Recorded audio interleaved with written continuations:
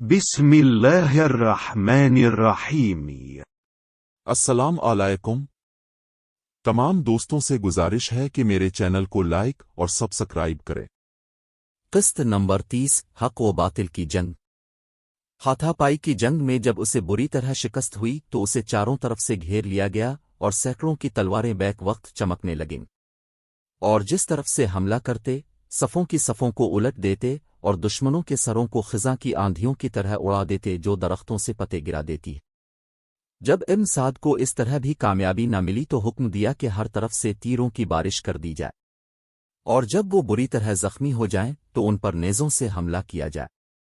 تیر اندازوں نے اسے گھیر لیا اور ایک ہی وقت میں ہزاروں تیر مارے، کمانیں چھوٹنے لگیں اور تیروں کی بارش ہونے لگی۔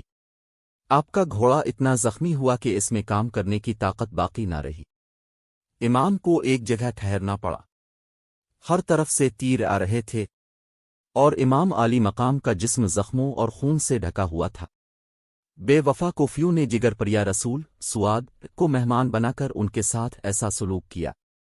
اس وقت زہر میں بجھا ہوا ایک تیر اب کی پیشانی پر لگا جسے رسول اللہ صلی اللہ علیہ وسلم نے ہزاروں مرتبہ چوما۔ اب گھوڑے سے گر گئے۔ ان ظالموں نے نیزوں سے حملہ کیا۔ سنان بن ابی عمرو بن انس المقل نے ایک نیزہ مارا جو رسول اللہ صلی اللہ علیہ وسلم کے جسم کو پار کر گیا۔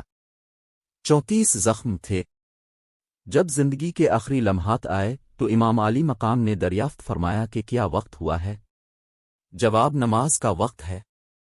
اس نے کہا مجھے اپنے رب کے سامنے آخری سجدہ کرنے دو۔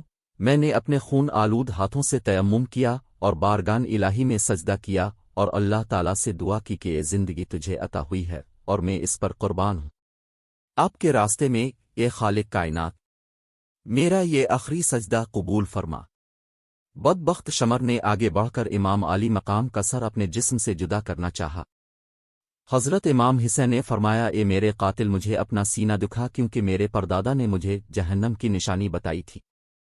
امام ابن عساکر نے سیدنا حسین بن علی رضی اللہ عنہ سے روایت کی ہے کہ حضور نبی اکرم صلی اللہ علیہ وآلہ وسلم نے فرمایا کہ گویا میں نے سفید دھبوں والا کتا دیکھا جو اپنے منہ میں خون مار رہا ہے۔ میرا خاندان محمد بن عمرو بن حسین بیان کرتے ہیں کہ ہم سیدنا امام حسین رضی اللہ عنہ کے ساتھ دریائے کربلا پر تھے، اپنے شمر کی طرف دیکھا اور فرمایا کہ اللہ اور اس کے رسول صلی اللہ علیہ وسلم نے سچ فرمایا ہے۔ رسول اللہ صلی اللہ علیہ وسلم نے فرمایا کہ گویا میں سفید دھبوں والا کتا دیکھ رہا ہوں جو اپنے گھر والوں کے خون میں منہ مار رہا ہے۔ تو اس نے نشانی دیکھی اور کہا کہ ہاں یہ بدبخت تیرے مقدر میں ہے، وہ بدبخت آگے ہے۔ اس نے بڑھ کر قرآن کریم کا سر الگ کر دیا۔ دوسری طرف انسری پنجرے سے پرواز کی روح اس مقام پر پہنچی، اے نفس مطمئنہ، تو اپنے رب کی طرف اس طرح لوٹ جا کہ اس کی رضا اور اس کی رضا کی تمنا کرو، گویا اس کی رضا اب چاہیے اور اب کی رضا اس سے مطلوب ہو۔ حسین میں اب سے متفق ہوں۔ اے روح حسین، میرے پاس واپس آ جاؤ، جنت کے دروازے کھلے ہیں، حور اور غلام آپ کا انتظار کر رہے ہیں، قدسیان اور ملک صاحب آپ کے منتظر ہیں۔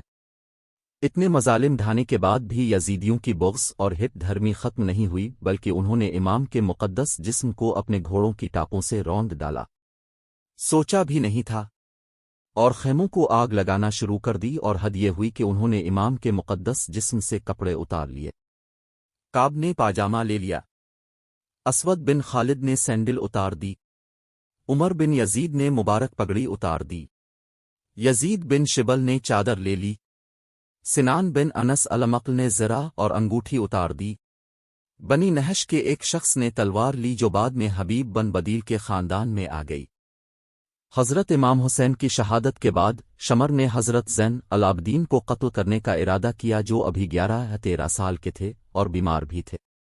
رک گیا۔